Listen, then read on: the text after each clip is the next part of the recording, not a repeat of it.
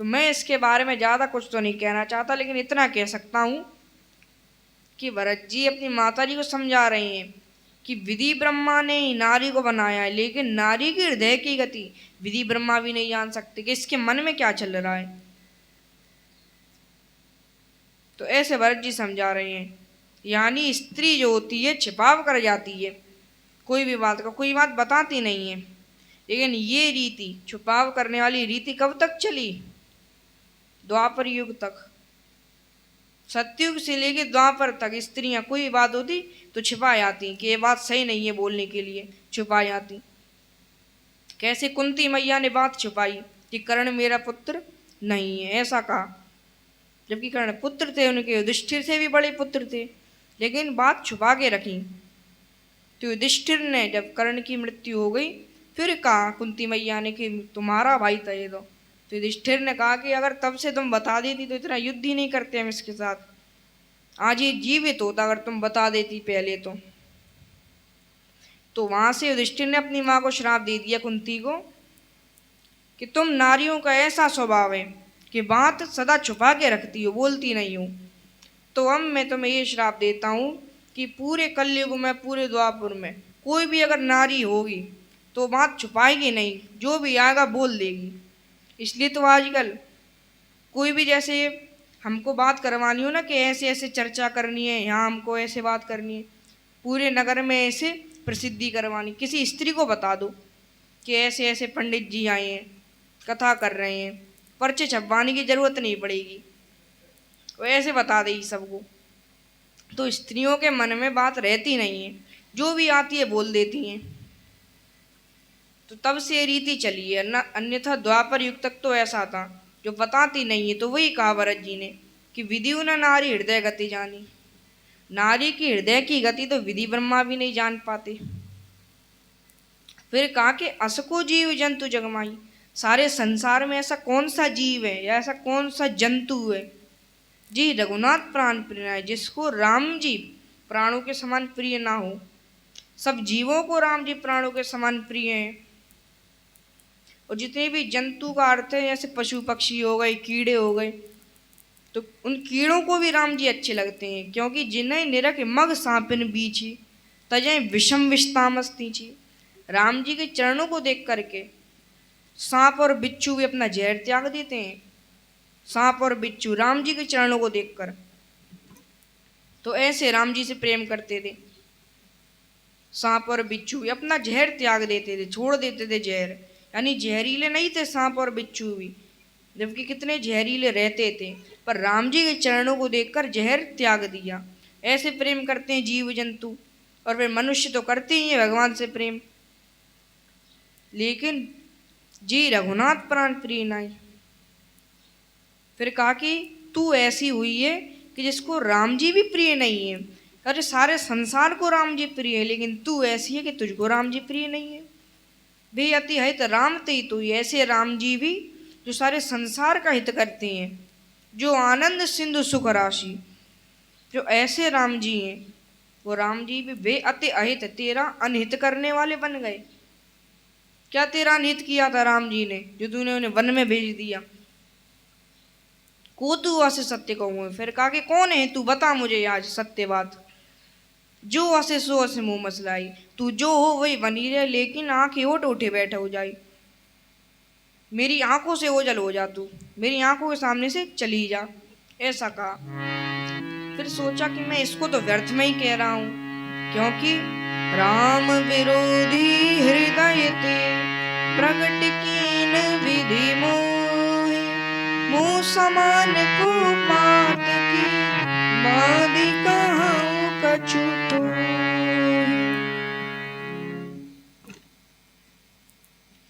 तो यहाँ पे भरत जी ने सोचा कि राम विरोधी हृदय ते प्रगट कीन विधि मोहि। अरे ब्रह्मा जी ने खुद मुझे, जो राम जी की विरोधिनी थी कैकेयी, उनके गर्भ से जन्म दिया, तो मोह समान को पाती, तो मेरे से बड़ा और पापी कौन हो सकता है जब ऐसी के गर्भ से मुझे जन्म मिला। तो व्यर्थ में कह रहा हूँ इसको, तो मैं दोषी तो मैं ही हूँ। अब देखिए यहाँ शत्रुघ्न जी ऐसे थे जिन्होंने पूरे रामचरितमानस में कहीं भी कुछ बोला नहीं है, किसको सलाह दी हो, ऐसा कहा हो। राम जी बोले, लक्ष्मण जी बोले, सब बोले। किसको छोड़कर? शत्रुघ्न जी को छोड़कर। पूरी रामचरितमानस में शत्रुघ्न जी के लिए कोई चौपाई नहीं आई कि इसमें शत्रुघ्न जी ने ऐसा बोला। लेकिन यहाँ देखिए, बोलते कुछ नहीं थे लेकिन कार्य सब कर देते थे। शत्रुघ्न जी गए मंथरा के पास, क्योंकि पता चल गया कि भाई मंथरा सहाय बेचारी, अब कई माँ को तो ऐसे मार नहीं सकते, तो भाई मंथरा के बारे में पता चला कि उसने ये खिचड़ी पकाई थी। तो मंथरा के पास गए, अब तो उसके बाल पकड़ के खींचने लगे उसको। अब बेचारी वो तो ऐसी थी, ना ठीक से चल पाए, ऐसे झुकी झुकी चलती थी मंथरा, कुबड़ी थी। तो ऐसी मंथरा थी, उसको तो बाल पकड़ के ऐसे खींच के घसीटते हुए ला रहे थे। लेकिन भरत दयानिधि दी ने छड़ाई। भरत जी ऐसे दया के खजाने थे कि छुड़वा दिया मंथरा को। देखो, मंथरा ने ही दशरथ जी की मृत्यु करवा दी, मंथरा ने ही प्राणों के समान प्रिय राम जी को वन में भेज दिया, फिर भी भरत दयानिधि दी ने छड़ाई।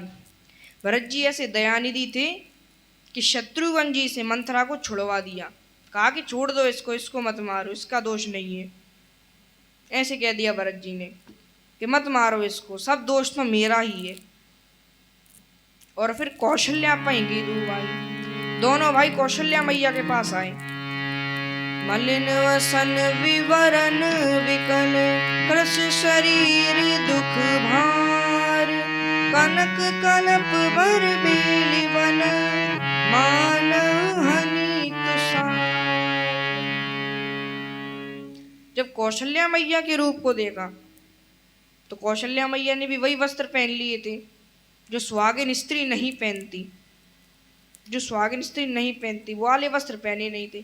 यानी अब तक रंग बिरंगी साड़ियाँ, वस्त्र, आभूषणों के साथ पहनती थी, लेकिन अब वैसे ही वस्त्र पहन लिए तीनों रानियों ने, क्योंकि दशरथ जी की मृत्यु हो गई। ना कोई आभूषण है, ना सिंदूर है, ऐसे वस्त्र पहने हुए। तो मलिन वसन, उसमें भी वस्त्र कैसे थे? मलिन, यानी दाग लगे हुए हैं वस्त्रों पर, धूल लगी हुई, अशुद्ध वस्त्र हैं। और बड़ी परेशान हो रही है कौशल्या मैया। दोष किसी को नहीं दे रहे, लेकिन परेशान हो रहे हैं। हम लोग क्या करते हैं? परेशान होते हैं तो परेशान होने से ज़्यादा दोष देते हैं। लेकिन यहाँ कौशल्या मैया तो ऐसी थी कि काहू दोष देव जनिताता। भरत जी से भी ऐसा कह दिया कि किसी को दोष मत दो भरत। तो ऐसी थी कौशल्या मैया। परेशान तो हो रही हैं कि दशरथ जी चले गए, राम जी वन को चले गए, परेशान हो रही, लेकिन दोष किसी को नहीं दे रही थी। तो ये थी कौशल्या मैया। मलिन वसन विवरण विकल, कृष शरीर दुख भार, दुख का एक भार आ गया था, तो बड़ी परेशान थी मैया। ऐसा लग रहा था मानो कनक कलब्बर बेले वन, एक सोने की बेल हो, उस पर भी तुषार पड़ गया हो, मानो हनी तुषार। ऐसा लग रहा था कौशल्या मैया को देखकर।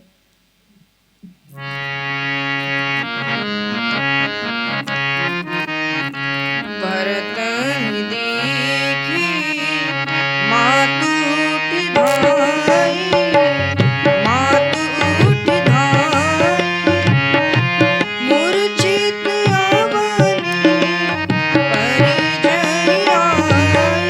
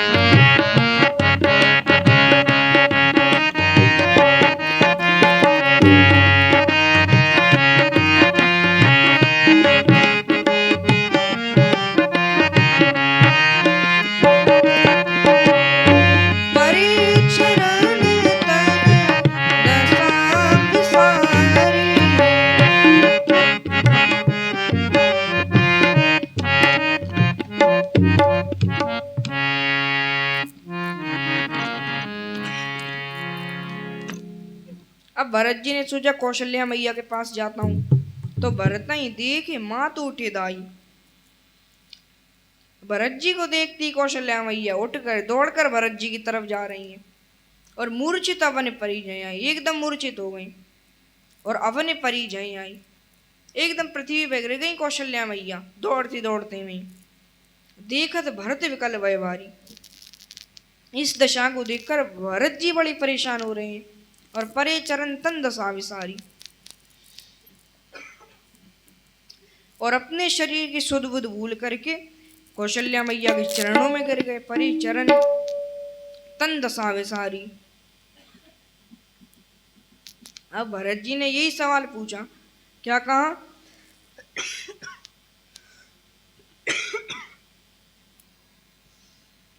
कि मात तात कहाँ दे दिखाई, कहाँ सिया राम लखनदू भाई। कहा कि हे माता मुझे तात कहाँ मिलेंगे, दशरथ जी कहाँ मिलेंगे, कहाँ है दोनों भाई। यद्यपि पता था लेकिन यह पूछा कौशल्या मैया से कि पिताजी कहाँ मिलेंगे, दोनों भाई कहाँ हैं, राम लक्ष्मण पूछ रहे हैं। और फिर कहा कि कहीं कहीं कत जन्मी जंग मांझा, जो जन्मित भाई काय न बांझा। कहीं कहीं संसार में जन्मी ही क्यों, और अगर जन्मी भी तो बांझ क्यों नहीं हुई, जो जन्मित भाई काय न बांझा। और अगर चलो मुझे जन्म भी दे दिया उसने, तो जो पै कुरुचि रही थी तो ही जन्मत काय न मारे मोई, मुझे जन्म से ही क्यों नहीं मार दिया। ऐसे कह रहे हैं भरत जी, तो अपनी माता को दोष दे रहे हैं। और मातु भरत के वचन मृदु, सुनि पुनि उठी सवार, लिए उठाई लगायुर, लोचन मोचते बार। तो यहाँ पर लोचन मोचते बार, जब माता कौशल्या ने ऐसे वचन सुने तो माता कौशल्या बड़ी परेशान हुई कि अब तक मैं वैसे ही परेशान हो रही थी, अब भरत को भी ये बात पता चल गई, अब ये भी परेशान हुआ तो और परेशान हो रही है मैया कि भरत जिसके मुख से कभी मुस्कान नहीं हटती थी, आज उसके मुख से कभी आंसू नहीं हट रहे हैं। ऐसे भरत जी को देखकर बड़ी परेशान हो रही है मैया। और लिए उठाए लगाए और लोचन मोचते बार, भरत जी को उठा करके अपने हृदय से लगा लिया कौशल्या मैया ने, और लोचन मोचते बार, नेत्रों से जल बह रहा है तो अपनी आंख बंद कर ली मैया ने और फिर समझाया, माता भरत गोद बैठाई,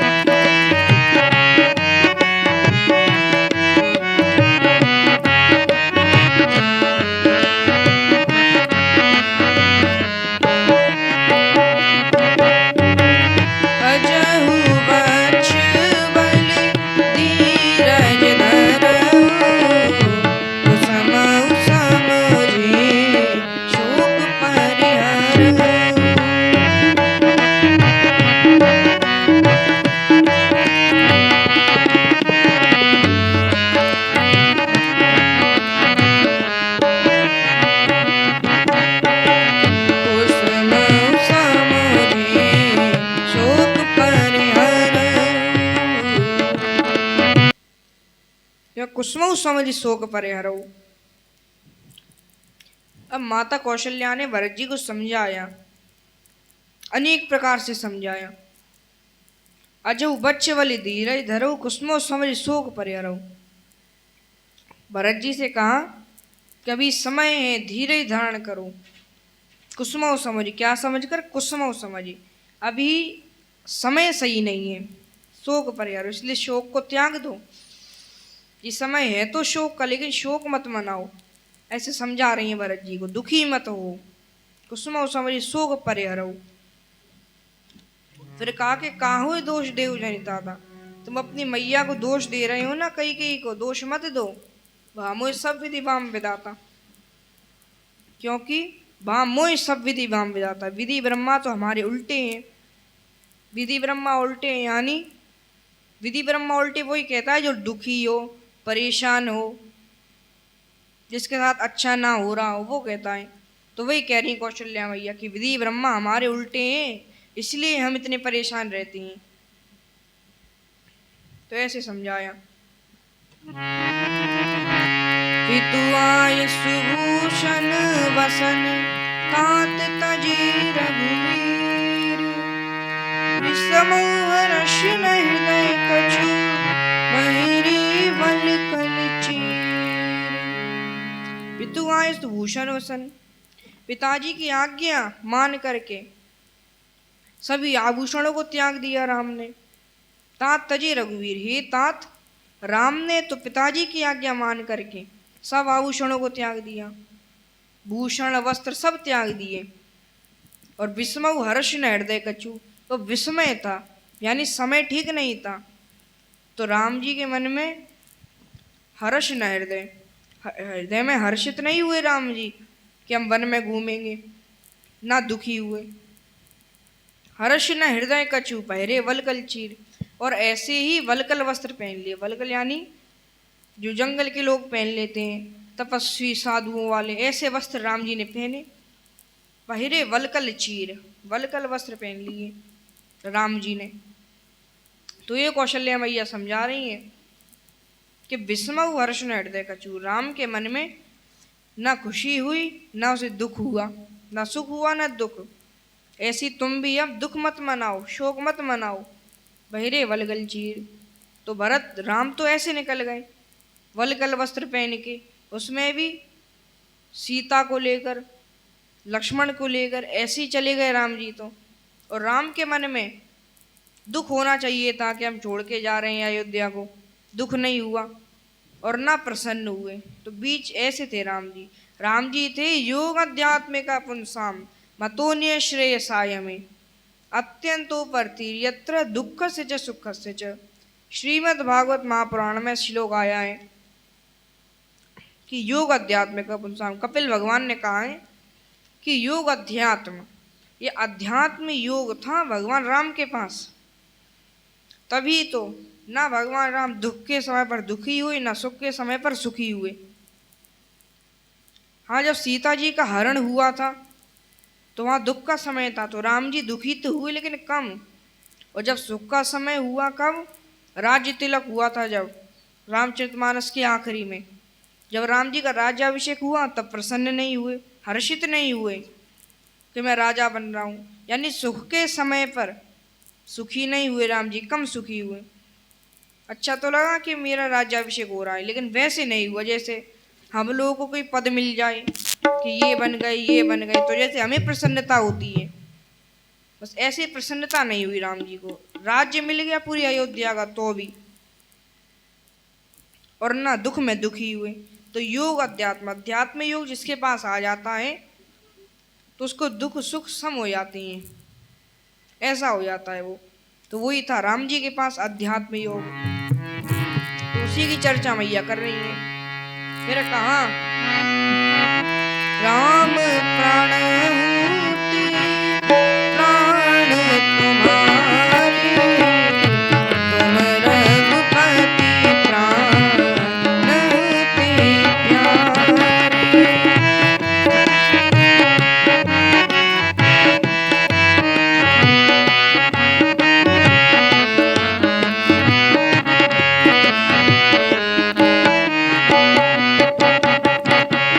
मुख प्रसन्न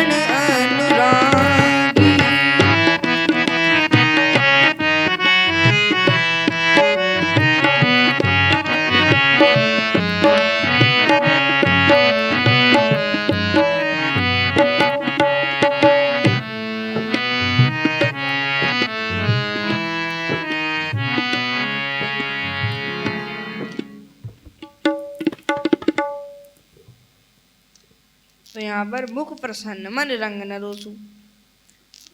राम जी जो थे मुख प्रसन्न मन रंग न रोसु, मुख पर प्रसन्नता थी, मन में कोई मलिनता नहीं थी। सब कर सब विधि कर परतोषु, और सब तरह से सबको राम जी संतुष्ट करके गए। चले विपिन सुरसी संग लागे। अब सीता जी ने सुना कि राम जी वन को जा रहे हैं, तो रहना यत्न किए रघुनाथ। राम जी ने बहुत यत्न किए लेकिन सीता जी नहीं मानी, तो कहा कि ठीक है चलो। लक्ष्मण जी ने भी कहा कि आप जा रहे तो मैं भी जाऊंगा, तो लक्ष्मण जी को भी ले चले। और तब रघुवीर समय सिर नाई, ऐसा कह करके राम जी सबको शीश झुका करके चले संग सिय और लघुभाई। चले संग सिय और लघुभाई, सीता जी और अपने छोटे भाई लक्ष्मण को लेकर के चल दिए। यह सब वहां है ना आंखें ना आगे, ये सब मेरी इन आंखों के सामने ही हुआ था। तो उन्नत तजात जीव अब आगे, तो अभी ये शरीर मेरा यही नहीं छूट रहा है, यानी आत्मा शरीर से निकल नहीं रही, मृत्यु नहीं हो रही मेरी, जबकि ये सब दृश्य मेरी आंखों के सामने का है। ऐसे मैया कह रही हैं। कौशल्या के वचन सुने भरत सहित रनिवास, व्याकुल विलपत राजगृह मानव प्रीत निवास। कौशल्या मैया के वचनों को सुनकर भरत जी के साथ सारा रनिवास ऐसे बिलखने लगा, मानो तो पूरे रनवास में शोक ही शोक हो गया हो, शोक ने ही निवास कर लिया हो। तो ऐसी दशा हो रही है, कोई किसी से कुछ बोल नहीं पा रहा। लेकिन विलपाएं विकल भरत दो भाई, भरत जी और शत्रुघ्न जी, ये दोनों भाई बड़े बिलख रहे थे, व्याकुल हो रहे थे। तो कौशल्या ली हृदय लगाई, कौशल्या मैया ने इनको हृदय से लगा लिया और फिर भांति अनेक भरत समझाए, अनेक प्रकार से भरत जी को समझाया और कही विवेकमय वचन सुनाए। विवेकमय वचन सुनाए भरत जी को, जैसे कहते हैं ना कि भरत विवेक वरा विशाला अनायास उदरीति काला, कि भरत जी जो थे, भरत जी का विवेक ऐसा था जो वरा विशाल विशाल वारा के समान था, ऐसे थे भरत जी। अनायास उदरीति काला, तो भरत जी का विवेक, भरत जी का ऐसा विवेक था जिसके सामने कोई विवेक नहीं टिक सकता। सबसे बड़ा विवेक भरत जी का ही है। लेकिन वो विवेक भी किसने दिया था? कौशल्या मैया ने। भांति अनेक भरत समझाए, कई विवेकमय वचन सुनाए, विवेकमय वचन सुनाए। तो तब यहां से भरत जी को विवेक प्राप्त हुआ। तो यही विवेक भरत जी ने कहाँ सुनाया? अयोध्या कांड में जब चित्रकूट पहुंच गए भरत जी, तब ये चर्चा आई है कि भरत जी का विवेक कैसा है। भरत विवेक वरा विशाला, तब ये चर्चा आई है। तो ये विवेक कहाँ से लिया था? कौशल्या मैया से। अब बताओ ये कौशल्या मैया को कहाँ से आया? क्या जन्म लेते ही आ गया था कौशल्या मैया को विवेक? तो उनको पिछले जन्म की तपस्या से मिला था। क्योंकि कौशल्या मैया पिछले जन्म में थी शत्रुपा। शत्रुपा ने तपस्या करी मनु महाराज के साथ। फिर शत्रुपा ने वरदान मांगा, क्या? कि सोई सुख सोई गति सोई भगति, सोई निज चरण स्नेह, सोई विवेक सोई रहने प्रभु हमें कृपा कर दियो। तो विवेक मांगा है, कुछ वरदान मांगे हैं कि सोई सुख वो सुख दो, वही हमें सुख मिले, सोई गति वो गति मिले, ऐसी रहन मिले। फिर कहा कि सोई विवेक, और वही विवेक मिल जाए। तो फिर भगवान ने अपनी ओर से विवेक दिया है। तो वो विवेक शत्रुपा का जो था वो अगले जन्म में कौशल्या मैया बनी तो भी था विवेक, और उस विवेक को यहाँ पर भरत जी को दे दिया। तो जो विवेक शब्द होता है इसका अर्थ क्या होता है? विवेक और ज्ञान ये दोनों लगभग एक जैसी लगते हैं, लेकिन है इनमें अंतर, ज्ञान में और विवेक में। जैसे विवेक क्या होता है? विवेक होता है जो प्रेम को दबा दे, यानी प्रेम को छिपा दे, दबा दे, प्रेम को कमजोर कर देता है विवेक। क्योंकि जहाँ ज्ञान होता है वहाँ प्रेम आ सकता है, लेकिन विवेक ऐसी चीज है कि वहाँ पर प्रेम आ तो सकता है लेकिन कमजोर पड़ जाता है। और ज्ञान ऐसा है कि वहाँ प्रेम आ गया तो फिर पूर्ण तरीके से आ जाता है। जैसे महाराज जनक ज्ञानी थे तो प्रेम आया, तो ऐसा नहीं कि थोड़ा थोड़ा प्रेम हो, पूर्ण प्रेम ही आ गया फिर जनक जी के पास। लेकिन जो विवेकी होता है, विवेकी क्या करता है, प्रेम आएगा भी तो थोड़ा थोड़ा होगा प्रेम, पूर्ण प्रेम नहीं आएगा, क्योंकि वो विवेकी है, ज्ञानी से भी ऊंचा विवेकी होता है, तो उस पर कम प्रेम आता है। क्योंकि जहाँ विवेक है यानी ज्ञान का भंडार जो होता है ना, उसी को विवेक कहते हैं। जहाँ विवेक होता है वहाँ प्रेम कैसे आ सकता है। अब जैसे किसी की मृत्यु हो गई हमारे मोहल्ले में, अब हम थे विवेकी, बाकी लोग विवेकी नहीं थे, तो हमने क्या सोचा कि यार इसकी मृत्यु हुई है, पता है कैसे हुई, ऐसे ही बूढ़ा हो गया था, पड़े पड़े उसकी जान निकल गई। अरे जान कहाँ निकली है, मरा कहाँ है वो, उसकी तो बस आत्मा निकल गई है, आत्मा चली गई है, शरीर यहीं रह गया है। तो जैसे हमारे कपड़े पुराने हो जाते हैं, फट जाते हैं, तो हम उन्हें उतार के फेंक देते हैं, नए कपड़े पहन लेते हैं, बस उसी तरह आत्मा को जब लगता है कि मेरा ये शरीर रूपी कपड़ा खराब हो गया, फटने लगा है, तो बस आत्मा भी अपने शरीर रूपी कपड़े को छोड़ देती है और फिर यही आत्मा किसी दूसरे कपड़े को पहन लेती है, यानी दूसरा शरीर धारण कर लेती है। तो हमें तो इन सब चीज़ों की जानकारी है, हम विवेकी आदमी हैं, लेकिन जो और लोग हैं उन्हें जानकारी नहीं है, उन्हें तो ये लग रहा है कि मर गया ये, चल बसा, तो वो लोग रो रहे हैं। तो जो विवेकी होता है उसे होता है ज्ञान, तो वो कभी रोता नहीं है। और प्रेम भी अगर हो तो विवेकी में कम प्रेम होता है। तो ये है विवेक की परिभाषा कि विवेक क्या होता है और विवेकी क्या होता है। तो कई विवेकमय वचन सुनाई, कौशल्या मैया ने भरत जी को विवेकमय वचन सुनाई, कई विवेकमय वचन सुनाई। अब भरत जी ने कहा कि मैया बीच वेद धर्म दुइले वे सुन पराय पाप कहि दे।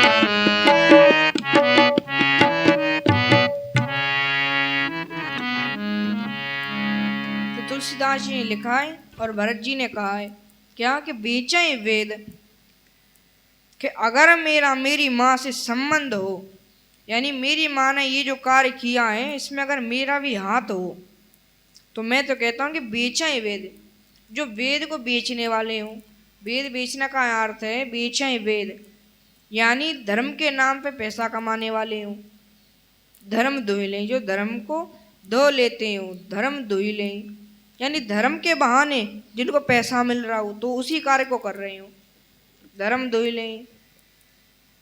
और जो पराए पापों को कह देते हो, फिर कहा कि लोभी लंपट लोलोपचारा, जो लोभी हो, लंपट यानी पराई स्त्री को ताकने वाला हो, ये ताका है पर धन, जो पराए धन को देखता हो, और परदार पराई स्त्री को देखता हो, पावों में तिनकई गति गोरा, मैं उनकी घोर गति पा जाऊं, जो जननी है उस सम्मत मोरा, जो मेरी माता से मेरा कोई संबंध हो तो, जो जननी है उस सम्मत मोरा, ऐसे कह दिया भरत जी ने। कौशल्या मैया ने कहा कि ऐसी कोई बात नहीं है, तुम्हारी माता से तुम्हारा कोई संबंध नहीं है, ये सारे संसार को पता है, मुझे भी पता है कि तुम्हारी माता ने जो किया है उसमें तुम्हारा हाथ नहीं है, तुम्हारी माता का ही है, ऐसे कह रही कौशल्या मैया, इसलिए तुम चिंता मत करो। मातु भरत के वचन सुने साचे सरल सुभाए।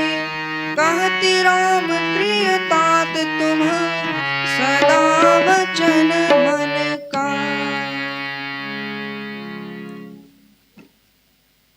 कौशल्या मैया ने कहा कि तुम चिंता मत करो, कोई चिंता की बात नहीं है। कहते राम प्रिय तात तुम, कि हे तात राम जी के तो तुम सदा ही प्रिय हो, तुम कभी राम जी का अनभल कर ही नहीं सकते, न राम तुम्हारा अनभल कर सकते।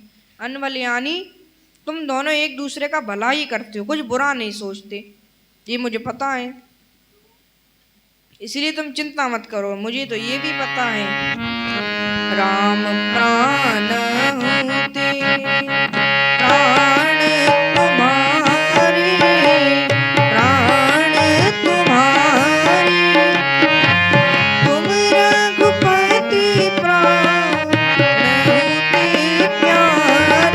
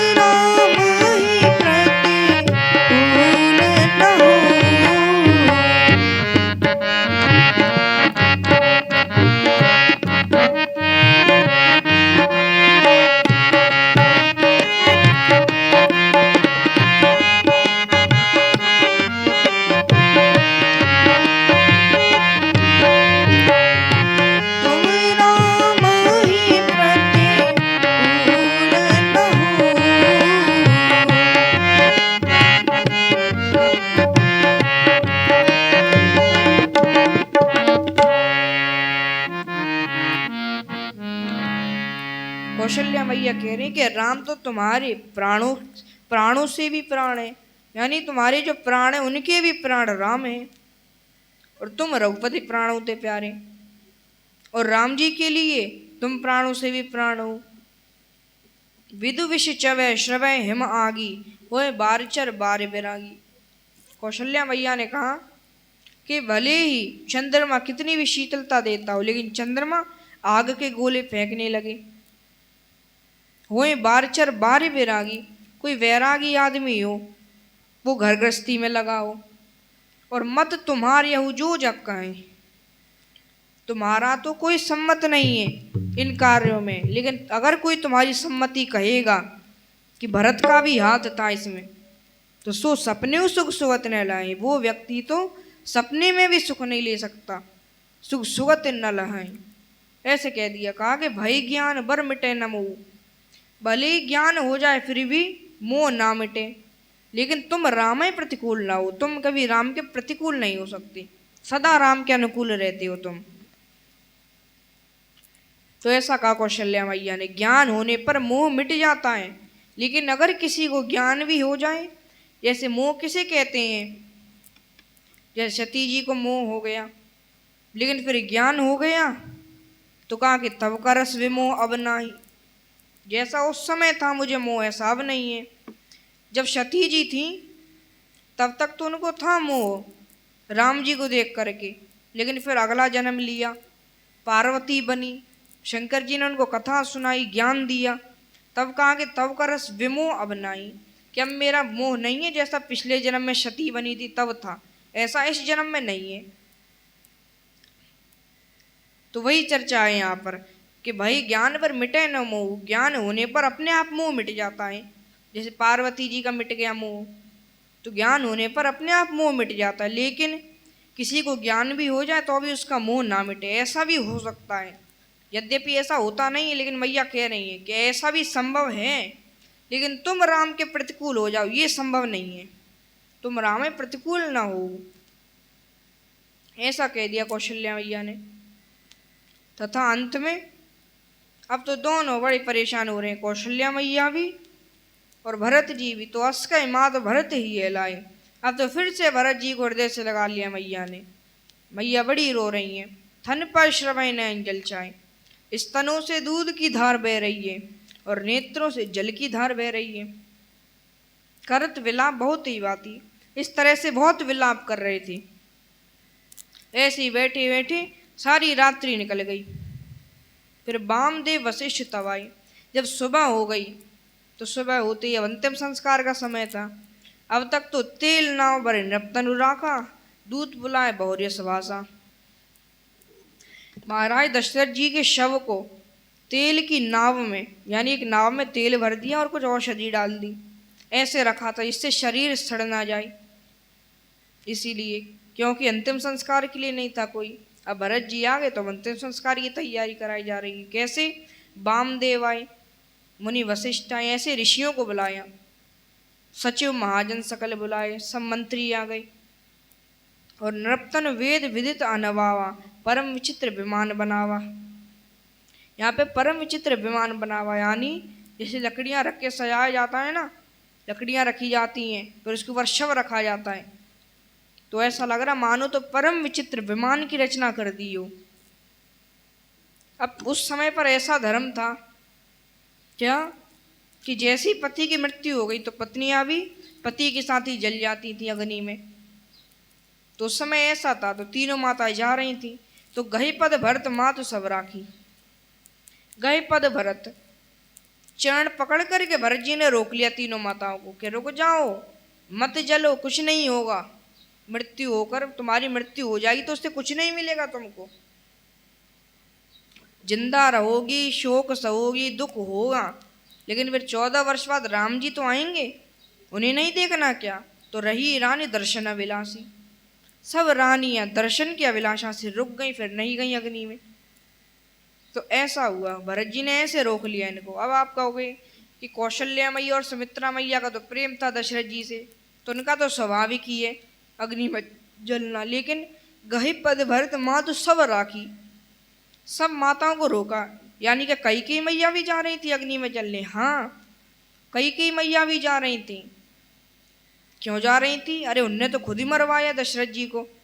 वो चाहती नहीं थी दशरथ जी जीवित रहें, मर जाएं, ऐसा उनका भाव था।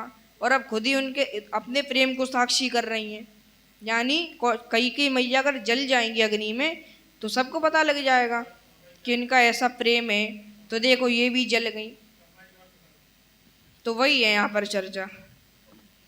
कैकेयी मैया की समझ आ गई थी। क्यों? क्योंकि भरत जी ने त्याग दिया, खुद के बेटे ने त्याग दिया, तो जिसके लिए ये सब किया उसी ने त्याग दिया। तो बस फिर समझ आ गई कि मैंने तो गलत कर दिया, अब मैं जीवित नहीं रहूंगी। तो इसलिए जा रही थी। लेकिन भरत जी ने तीनों माताओं को ही रोक लिया। गई पद भरत माँ तो सब राखी। और सब रानियां राम जी के दर्शन की अभिलाषा से रुकी रहीं कि भले ही 14 वर्ष तक हमें शोक संताप दुख सहना पड़ेगा, लेकिन 14 वर्ष बाद तो फिर जो आनंद सिंधु सुख राशि, जो आनंद के सिंधु है वो आ जाएंगे। तो इसीलिए सोचा कि सह लेंगी हम 14 वर्ष तक। तो ऐसा सोचा, इसलिए रही रानी दर्शन अभिलाषी।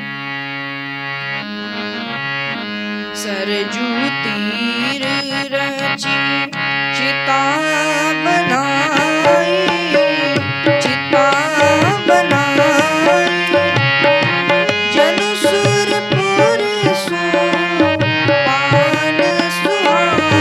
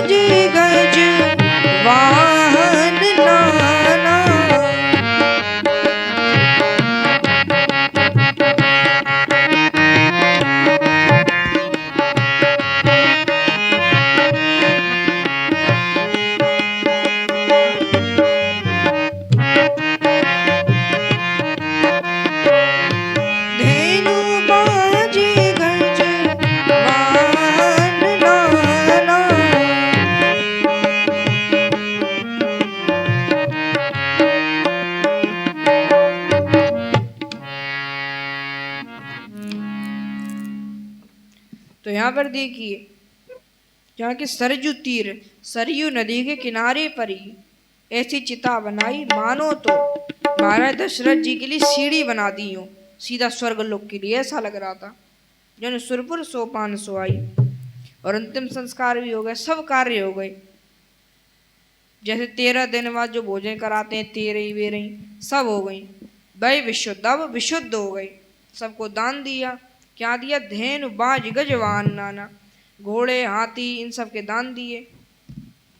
सिंहासन भूषण वसन अन्न धरनि धन धाम, दिए भरत लहि भूमि सुर वे परिपूरन काम। सिंहासन दिया, आभूषण दिए, वस्त्र, तो ऐसे कई चीजें दी। दिए भरत लय भूमिश्वर, भरत जी देते जा रहे हैं। और भूमिश्वर यानी भूमि के देवता ब्राह्मण, ब्राह्मण उस धन को ले रहे हैं। वे परिपूर्ण काम, ऐसे सब कार्य पूर्ण हो गए, वे परिपूर्ण काम।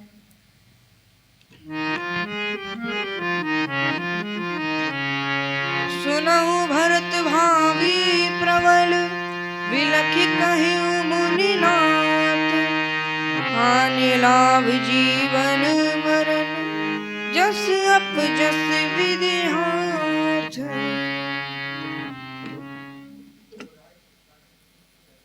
सुनो भरत भावी प्रबल। अब जब दशरथ जी की मृत्यु हो गई, अंतिम संस्कार भी हो गया, उसके बाद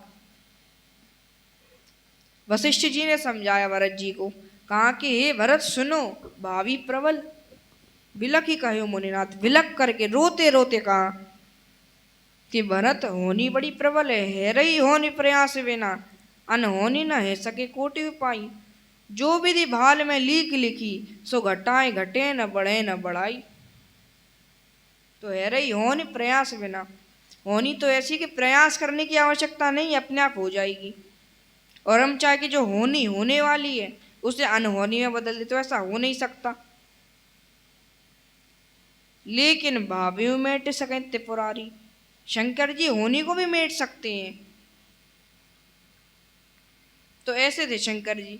तो ऐसी होनी है कि प्रयास बिना, बिना प्रयास के ही होनी हो रही है।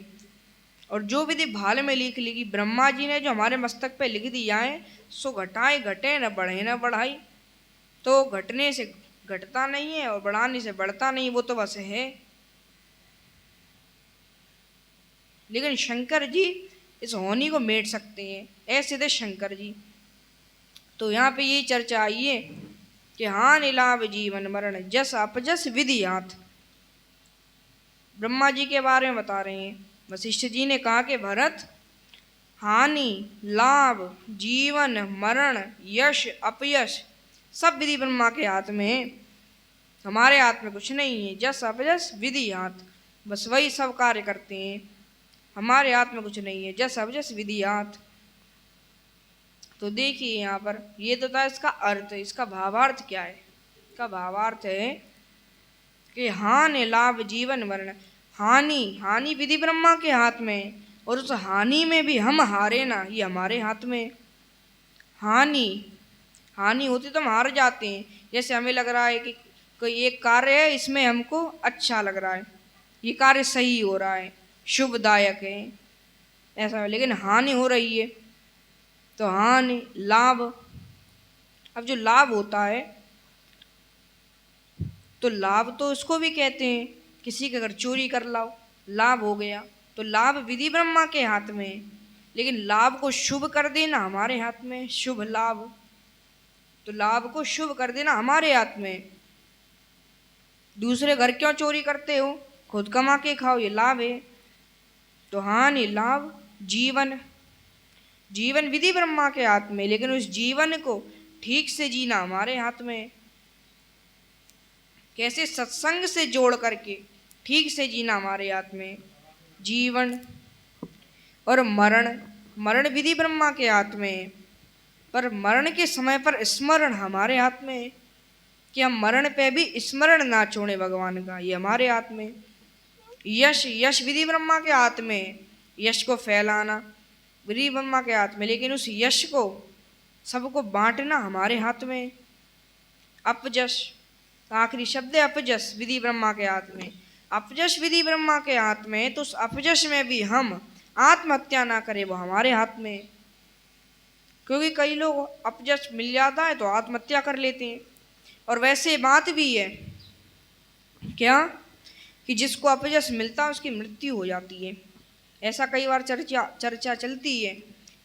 तो या तो खुद ही मर जाता है या अपने आप मर जाता है, ऐसा हो जाता है।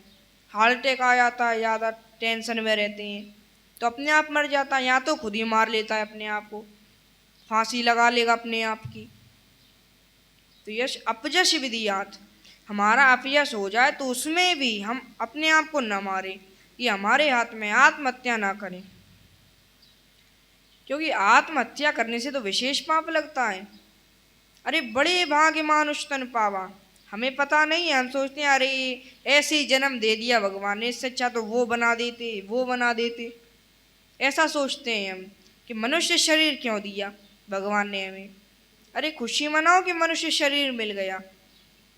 और कहीं ऐसे ही कुत्ता सुअर बन के घूम रहे होते तो मनुष्य शरीर सबसे उच्च श्रेणी का है।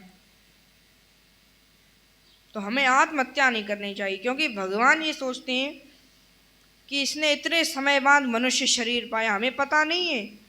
हमें लगता कि मनुष्य शरीर मिल गया, ठीक नहीं किया भगवान ने, ऐसा शरीर दिया हमको।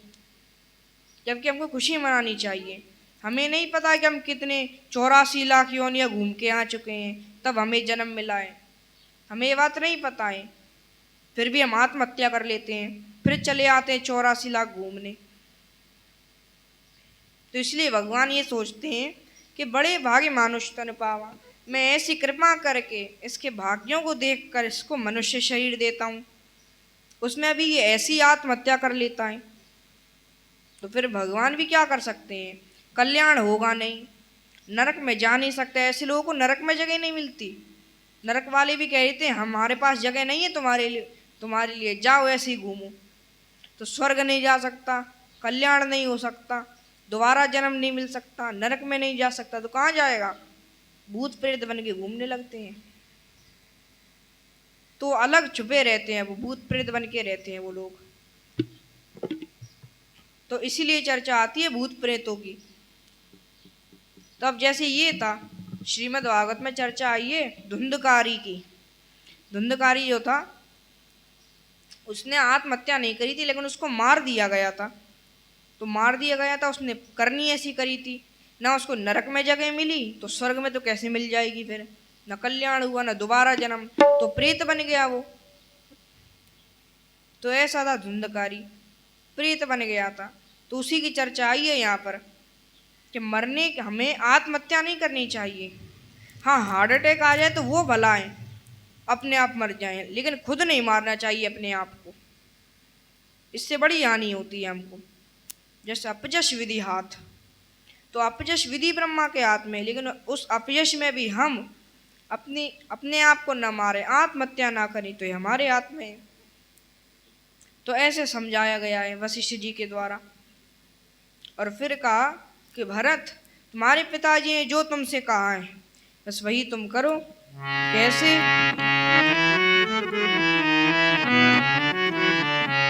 करहु शीस धरि भूप रजाई, हई तुम का सब भांति भलाई।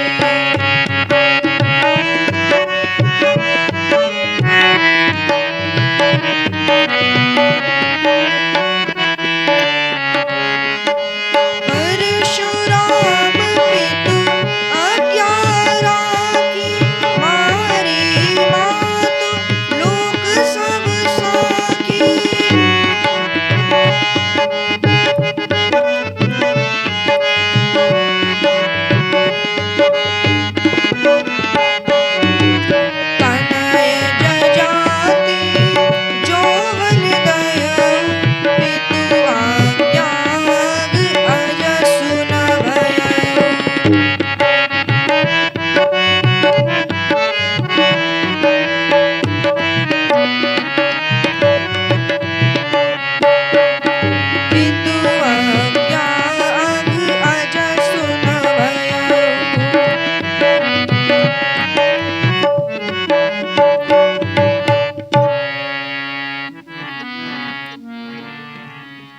शीश धरे भूप रजाई।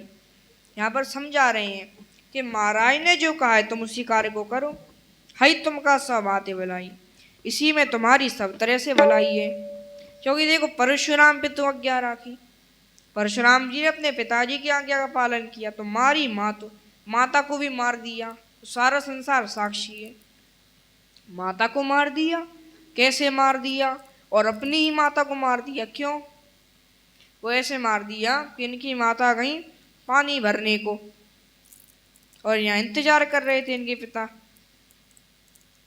कि कब आएंगी माता जी, कब आएंगी, लेकिन माता जी नहीं आई। क्यों? क्योंकि जब पानी भरने गई थी ना सरोवर में तो गंधर्वों को देखा, गंधर्व ऐसे स्नान कर रहे, जल क्रीड़ा कर रहे, जल उछाल रहे थे, और कुछ अप्सराएं भी थी। उन सबको देखने में लगी रही कैसे मैं भी जाती सरोवर में, ऐसे जल क्रीड़ा करती, ऐसे सोच रही थी। और यहाँ परशुराम जी के पिताजी ने ध्यान धर के देखा तो सब दृश्य देखा, अरे ये तो यहाँ ऐसे रुक गई, ये तो गंधर्वों के पास जाना चाहती है, जबकि उनके हाथ में कलशियाँ हैं, पानी भरा हुआ है, और सोच रही है कि मैं भी चली जाऊँ इनके पास। बस सोचते सोचते मैं लेट हो गई। अब तो आई भागी। जैसी घर में आई और परशुराम जी को आज्ञा दी कि बेटा इसका सिर धड़ से अलग कर दे। परशुराम जी ने सिर धड़ से अलग कर दिया, फरसा तो रखते ही थे। जब और पुत्रों से कहा था ना कि अपनी माता को मार दो अपनी माता को, तो कुछ पुत्र तो ये कह रहे कि हम नहीं मारेंगे, कुछ पुत्र ये कह रहे थे कि पहले बात तो बताओ क्या है। परशुराम जी ने तो बस आज्ञा सुनी कि माता को मार दो, तो फरसा लिया, सिर धड़ से अलग कर दिया। तो मारी मात लोग सब साखी, फिर जीवित भी कर लिया माता जी को। कैसे? पिताजी ने कहा कि बेटा वरदान मांग, तूने मेरे मन की इच्छा, मेरी जो इच्छा थी पूर्ण कर दी, वरदान मांग।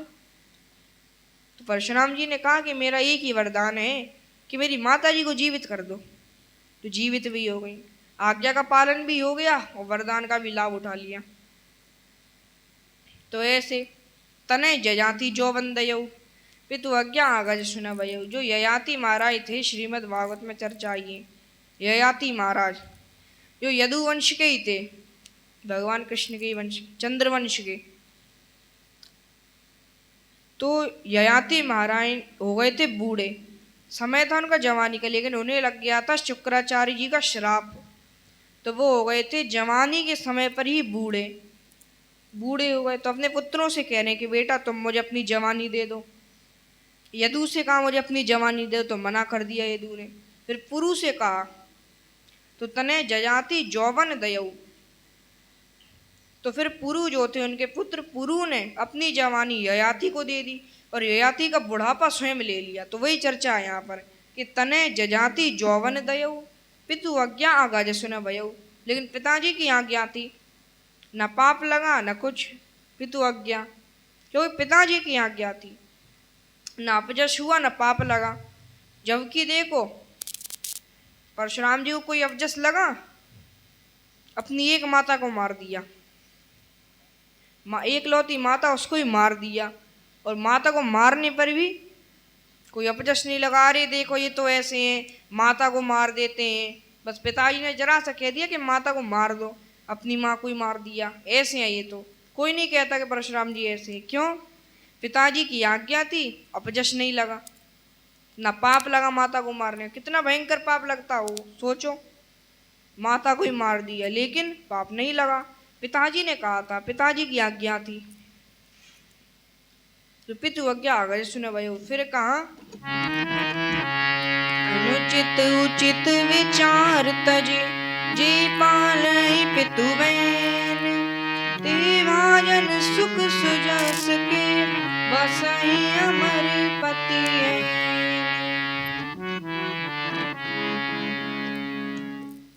और फिर देखो क्या चर्चा आती है कि अनुचित उचित विचार करे, जो पिताजी की आज्ञा का पालन तो करता है लेकिन अनुचित उचित का विचार त्याग कर। जैसे और भाई थे जो परशुराम जी के, उनने तो विचार किया, सोचा कि उचित भी है कि अनुचित है, लेकिन परशुराम जी ने ये विचार नहीं किया कि उचित होगा, सही होगा कि गलत होगा। बस पिताजी ने जो कहा सिर धड़ से अलग कर दिया। तो जे पाले पितवैन, जो उचित और अनुचित का ज्ञान न रखते हुए पिताजी की आज्ञा का पालन करते हैं, ते भाजन सुख सुजस के बसाएं अमरपति हैं। ऐसे लोग तो सीधा स्वर्ग में जाकर इंद्रदेव के पास बसते हैं, यानी स्वर्ग मिल जाता है उन लोगों को, तो जो ऐसे पिताजी की आज्ञा का पालन करते हैं। तो ये तो है एक श्रेणी है, ये पिताजी की आज्ञा का पालन करने की मध्यम श्रेणी। पिताजी ने जो कहा आज्ञा का पालन कर दिया, ये मध्यम श्रेणी है। उसमें भी कई लोग ऐसे होते हैं, पिताजी ने कहा हमसे कि ऐसा कर दो, तो हमने पहले सोचा कि उचित भी है कि अनुचित है। अनुचित लगा तो पिताजी से बोल दिया कि अनुचित है ये, तो पिताजी ने कहा कि नहीं इसको कर दो ऐसा, फिर हमने कर दिया, तो उसका हमें पाप नहीं लगता, पिताजी की आज्ञा थी। ना अपजस लगता हमें, ना हमें पाप लगता, क्योंकि पिताजी की आज्ञा थी। इसीलिए तो असली तो उत्तम श्रेणी के पुत्र वही बताए गए हैं जो पिताजी के मन की बात जानकर उस काम को कर दे, कि पिताजी के मन में ये बात चल रही है तो उस कार्य को पहले ही कर दिया, तो वो उत्तम श्रेणी के बताए गए। अन्यथा तो मध्यम श्रेणी के तो थे ही, फिर सब मध्यम श्रेणी के होते हैं। पिताजी ने कहा कि बेटा ऐसा कर दो, तो वैसा ही कार्य कर दिया, बस जितना जितना उनने कहा उतना उतना करते चलो। बस ते भाजन सुख सुजस के बसें अमरपति एन। ऐसे लोग तो अमरपति एन यानी देवराज इंद्र के पास रहते हैं, उनके लोक में स्वर्ग पहुंच जाते हैं ऐसे लोग।